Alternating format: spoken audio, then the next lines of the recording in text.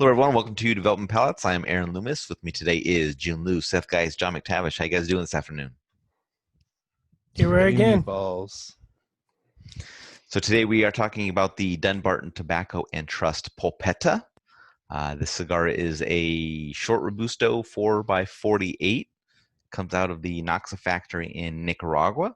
Wrapper is Connecticut broadleaf. Binder is Mexican San Andres, and the filter is from Nicaragua. Blended by Steve Saka. No price point because this is an event-only cigar that you get handed out when you go to events. Cigar was released in February of 2020, and we were nice enough to receive these cigars from Michael's Tobacco in Texas. You can visit them at michaelstobacco.com. So, Jiunn, how about you take us through your overall experience with this cigar? Well, I'm going to give you guys a spoiler alert. I'm the only one that liked the cigar out of the four of us. But that's okay. I thought it was good. So, it's a very strong cigar. It's a small, very small format, but very unassuming, even within, the band and the way it looks. But, once you start smoking it, I immediately noticed a very heavy-handed strength. But it was also, I thought it had really good depth of flavors. It was chewy. It was that like a real nice, viscous, body to it. And then also within the actual flavors, it's kind of within what I like personally out of like the Connecticut broadleaf side of things, which is it has to be, some sort of a like chocolate, like cocoa forward, which this one was a lot of cocoa. It has some good dry red pepper spice to it, cedar nuts, and it complemented the fullness of the body and strength. So I thought it was good. I think it's definitely worth grabbing some of these at these events. So, All right, Seth, what were your overall thoughts on this one? I didn't mean to interrupt you there, Jiunn. I'm sorry. no, just go ahead and shit on it. No, I mean, listen, it delivered some rich earth, cocoa, spice notes, hence a red pepper. I thought it was pretty monotonous and it stayed the same throughout. But I mean, it had a nice body strength to it. I mean, correct me if I'm wrong. This is made from like trimmings. It's a Cuban sandwich cigar. I'm not 100% sure, but I would Oh. say maybe in this format it could be. I mean, that was my understanding. It was left over from the yeah, it's like it's like scrap tobacco. It's like brown cake, yellow cake, brown cake now. Exactly. There's a couple manufacturers that do something similar. Yeah. So, I mean, for what it is, it's not bad. All right, John, what were your thoughts? I mean, I thought the first third was interesting. It kind of had that meat curry-ish sort of flavor to it with the sort of molasses and wood and leather and cedar and but I think the challenge, and this is me sort of defending Steve, but I think the challenge with a cigar like this is that because you're not going to have uniform tobacco and you're not going to have uniform tobacco distribution, your experience is going to be highly variable. So you could get one that's really good, or you could get one that's really average, or you could get one that's, muddy all the way through. For me, the first third was definitely the best. And, the profile was fairly, I don't want to say monotonous, but it was not to the level of complexity that I'm used to with Steve's cigars. So I did like the format. I thought the format was really cool. And, I'm one of the people out there that knows how to smoke a small cigar. So I really like that. I hope he does more of these. Construction was excellent. Draw was really, really tight, but weirdly, you'd probably want that on a cigar this size to keep the burn kind of cool. Aaron, what was your experience like? I thought the cigar had an average enjoyment level throughout. Kind of started with a lot of pepper and settled in with a drying profile of charred wood, mustiness, and dry earth. Being an event exclusive cigar, I was hoping for something a bit more special. I think when you are buying something to be able to get a special cigar, it should be better. It should be up to that level. It shouldn't be something that is just kind of like a throw in. But I mean, if you're a fan of the brand, especially some of the more recent releases, I think you'll probably find something here that's, along the lines of what those other cigars provide. But for me, it's not something I'd be interested in really tracking down more of or anything like that. So getting into the scores, we'll start at the top with Jiunn at 6.92. John was next at 5.65. I gave it a 5.50, and then Seth gave it a 4.68. So, Jiunn, how'd that 6.92 match up for you? Oh, he's already on the call. So, John, 5.65.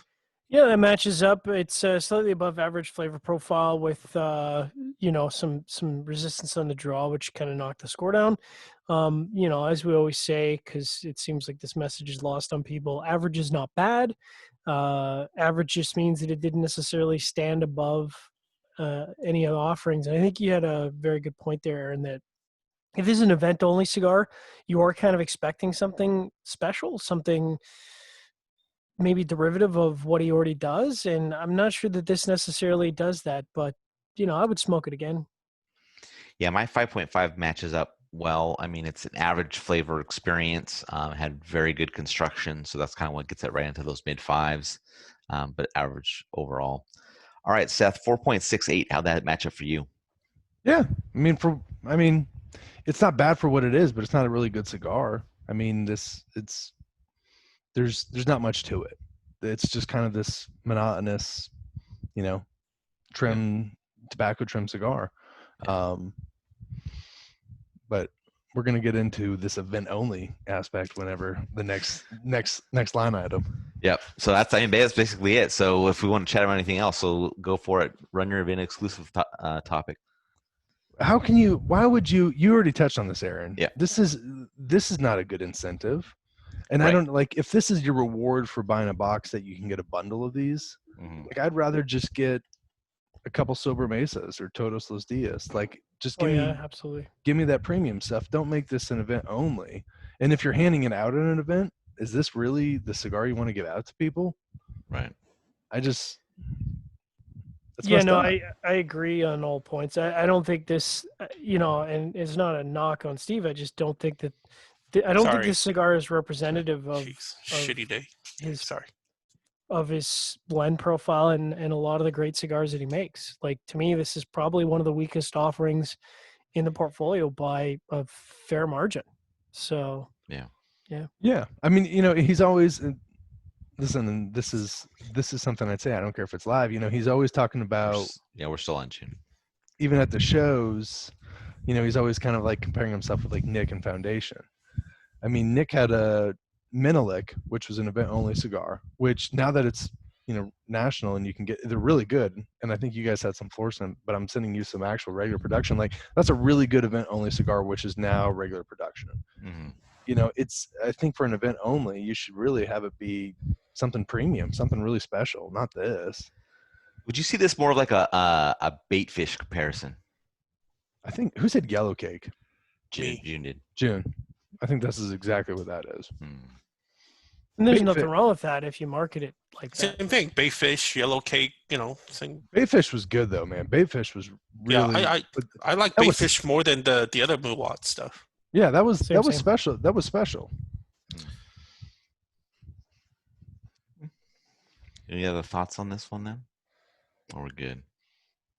I mean, it plays off as like his old meatball competition thing. But other than that, I was expecting maybe more of a, flavor bomb in a small format or something like that. But that just wasn't what you got. You got jaded by the firecracker. If you could buy this, for $8, who would buy it? A single for $8? I don't know about that. Okay, well, all right. What about $7? I don't think I could see myself paying more than $4 for these. More than $4. Yeah. Yeah, that's more reasonable. Yeah. All right. And again, it's just because they get released now at $4. Yeah. So, I just mean that, like, within his portfolio, like if he said, off the cuff, what do you want to smoke? It's like, well, okay, so we're Mesa, Todos Los Dias, Micarita. Like, this experience isn't going to compete with that. So. Oh yeah. Yeah. But I'll tell you one thing: if he takes these, I think he even made the comment that if this does well, he may turn this into regular production. Yeah, of course. Okay, so he would put it as a bundle, and let's say he sells these things for like $4. Watch people review and be like, "Oh my God, this is an amazing $4 cigar! Right, this is fantastic." But if they reviewed it beforehand, they'd probably be like, "Yeah, it wasn't that great." Yeah, who cares?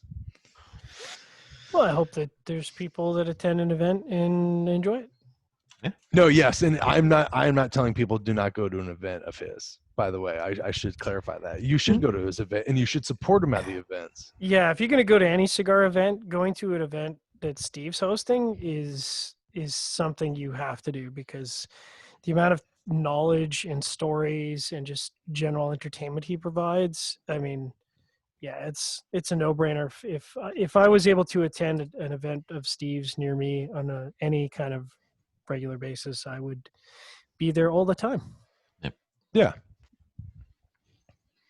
Yeah, because he'll run out to the truck, grab some tobacco, come in, strip it, take you through the whole thing, all that stuff. So it's a class, not just an event. So Yeah, I would say that. 100%. All right. If you're just catching this video on YouTube, be sure to subscribe to us. We'll also check out the full written review on the website, developingpalates.com. Follow us on all the social media channels, and you can catch all of our review recaps on podcasts. So iTunes, Google Play, and Podbean. Thank you for tuning in. We will catch you on the next one.